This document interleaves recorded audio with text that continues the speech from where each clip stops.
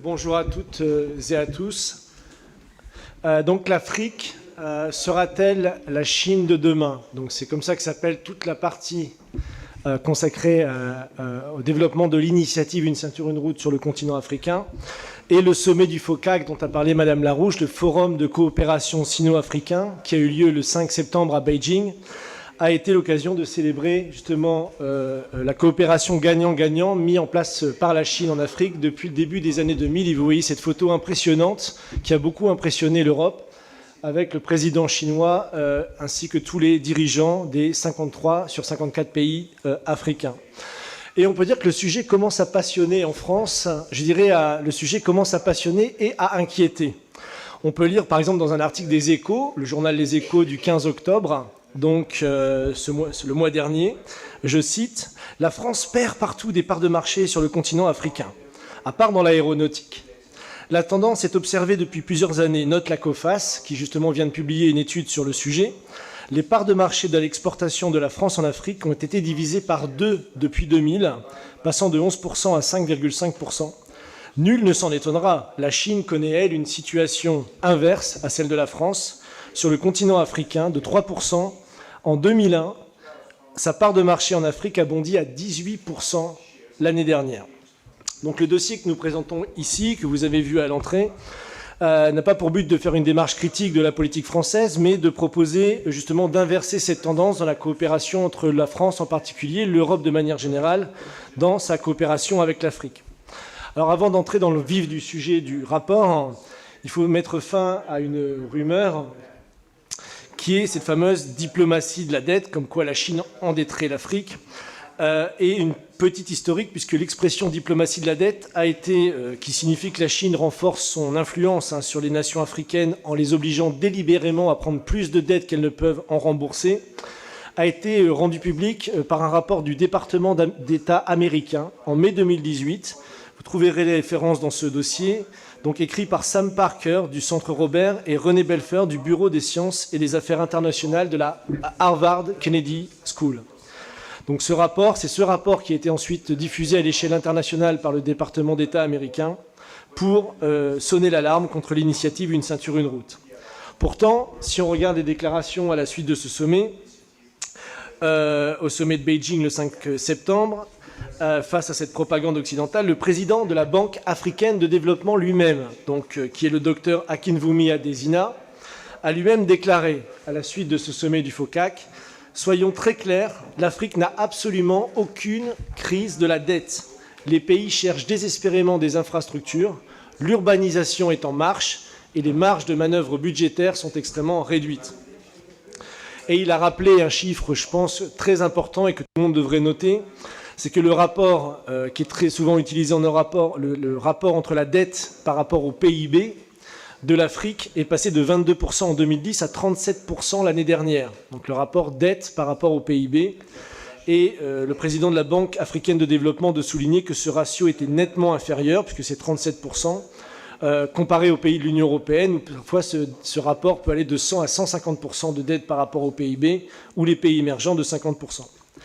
Donc si on regarde les vrais chiffres qui ont été publiés dernièrement par une organisation britannique, donc le Jubilee Debt Campaign, qui sont les vrais chiffres de l'endettement, je passe rapidement, mais les paiements de la dette extérieure des États africains ont doublé, certes, en 2 ans, passant de 5,9 des revenus des États à 11,8, mais que 20% seulement de la dette extérieure des États africains est due à la Chine, et contre 32% vis-à-vis de prêteurs privés et 35% aux institutions multilatérales telles que la Banque mondiale, le FMI, le Club de Paris et les entreprises privées. Aussi, à noter quelque chose de très important, c'est les secteurs d'investissement, puisque les États-Unis, comme vous le voyez à droite, investissent 66% de ces investissements directs à l'étranger dans l'extraction minière, alors que la Chine seulement 28%, mais consacre 13% et 27% dans les travaux publics et l'industrialisation des manufactures. Donc de nombreux articles et de journaux de magazines jouent sur cette peur et n'hésitent pas à comparer ce que la France a fait en Afrique avec ce que la Chine y fait aujourd'hui. Rien n'est plus faux, évidemment, on en a parlé, et justement notre modèle est là pour présenter la réalité de ce qui s'y passe.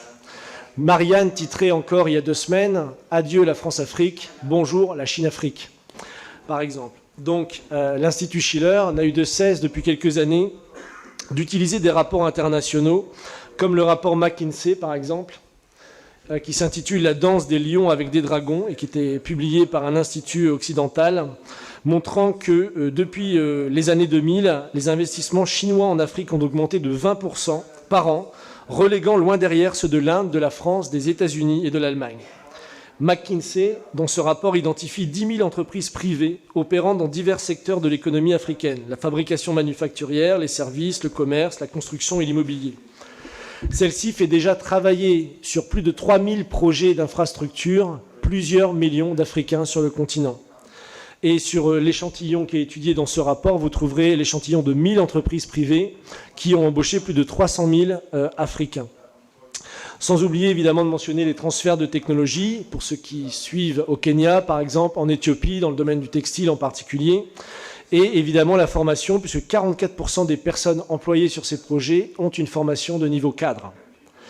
Mais j'en viens à ce que vous attendez, c'est-à-dire le contenu de ce rapport, le dossier qui nous donne à voir l'Afrique avec les yeux du futur.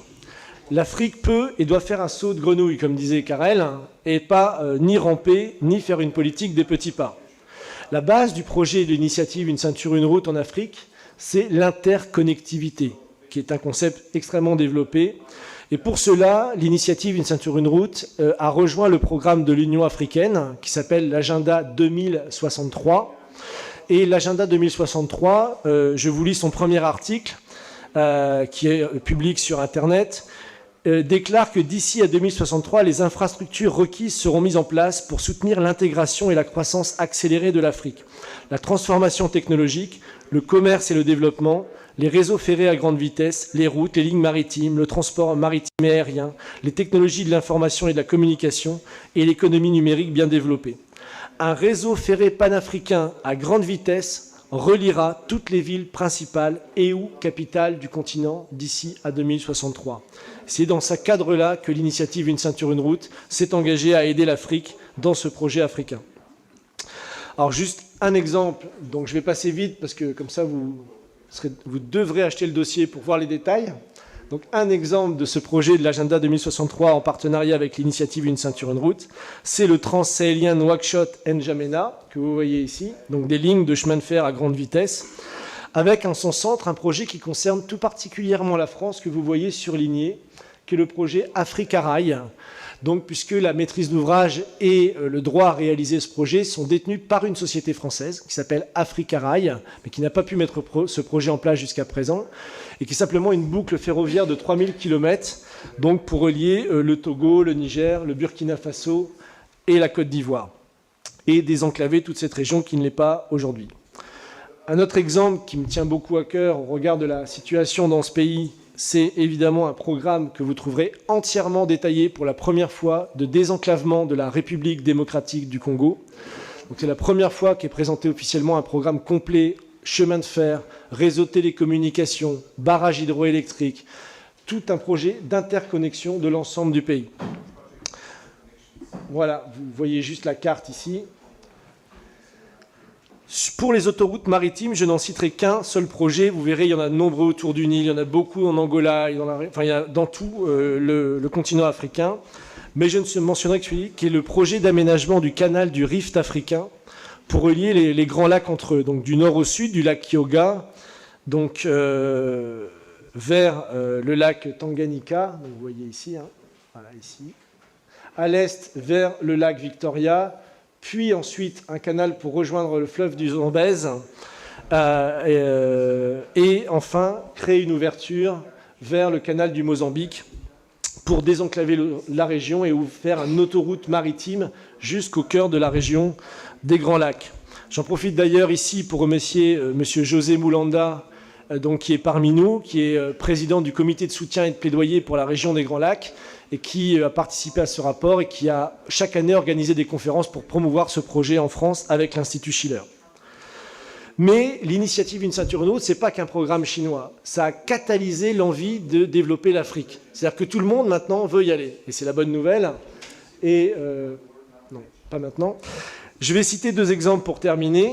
Par exemple, deux exemples récents. Le 16 octobre de cette année, la République démocratique du Congo vient de signer un accord visant à construire le projet hydroélectrique Inga 3 donc d'une valeur de 14 milliards de dollars. On en parlait depuis longtemps.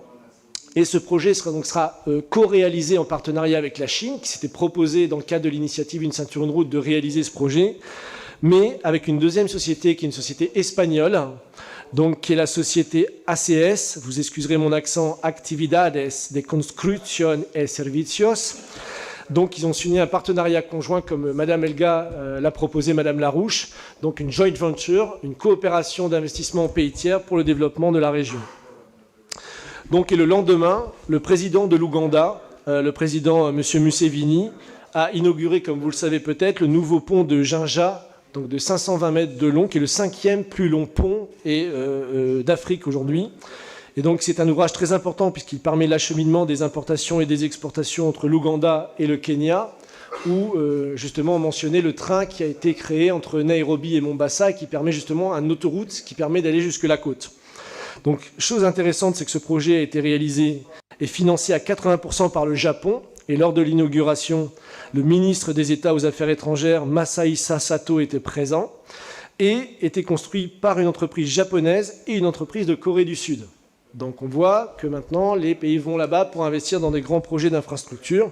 Projet qui a permis quand même de créer 800 emplois, dont 90% dans des populations locales, pour une durée de 4 ans.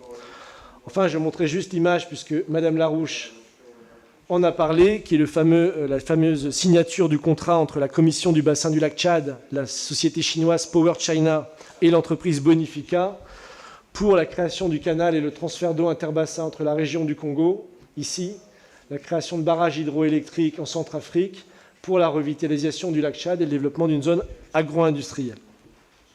Bref, ce n'est que 1/10 de ce que vous trouverez de ce rapport que je vous ai présenté ici. C'est très court, je n'ai 10 minutes. Mais l'Afrique, également, il y a une très bonne partie sur l'ère du spatial. Vous savez que l'Afrique est rentrée dans l'ère du spatial. Plus de 8 pays, déjà, 4 pays ont lancé des satellites, etc. Et en particulier, la France pourrait jouer un rôle très important, puisque dans l'aérospatial, les pays africains sont très demandeurs pour qu'on les aide à développer des satellites qui peuvent servir. Le Kenya, par exemple, vient de développer un satellite pour repérer les mouvements massifs d'éléphants, par exemple, quand il y a des braconneurs, donc ce qui les permet d'identifier quand il y a des mouvements de masse et pouvoir intervenir contre les braconniers, etc. Donc ça peut servir à tout ça. Et je conclus en disant que l'initiative Une ceinture, une route, c'est une chance pour la France en particulier et pour l'Europe. Et avec ce dossier, les décideurs, les entrepreneurs, les investisseurs français et européens ont clé en main toutes les perspectives de développement pour le continent africain dans les 40 prochaines années au minimum. C'est une occasion unique pour notre pays de repenser sa politique africaine et de mettre en place un grand ministère de la coopération, du co-développement et de l'intégration qui utilisera, comme ça a été proposé, le fonds d'investissement franco-chinois en pays tiers qui a été créé en 2016 par la Caisse des dépôts et consignations. Il est temps de voir l'Afrique avec les yeux du futur et ce dossier est là pour vous aider à le faire. Voilà, merci à vous.